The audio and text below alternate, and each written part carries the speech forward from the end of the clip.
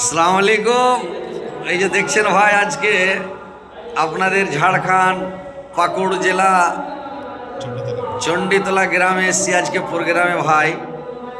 এই যে দেখছেন আমার সব কতগুলো দিনী ভাই, সব মাওলানার এখানে মানে আছে, কইন আছে, অনেক আলেম, অনেক মাওলানা, মাশাআল্লাহ খুব ভালো আলেম, আলেমকেই ভালোবাসে, আলেমের ইজ্জত আলেমেই করে, মাশাআল্লাহ আলহামদুলিল্লাহ খুব ভালো লাগছে আর কি। এখন আমি আরাম না করে, রেস্ট না করে তো মাওলানার কাছে বসে আছি, খুব ভালো লাগছে, বুঝতে পারছেন। তো ইনশাল্লাহ সব আলেমের ইজ্জত করবেন, সম্মান করবেন। আলেম হচ্ছে ওয়ারিসাতুল আম্বিয়া,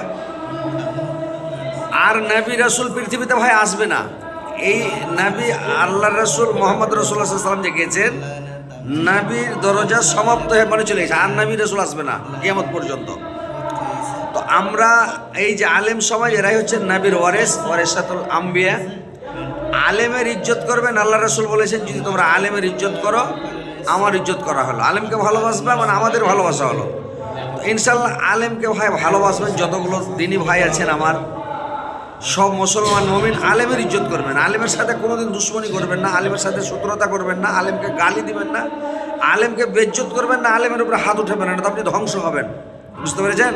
জিন্দগিতে আলেমের উপরে হাত উঠাবেন না, যতই যে হোক, যতই ভুল করুক, আলেমের কোনোদিন খেলাপ করবেন না, খেলাপ গাইবেন না।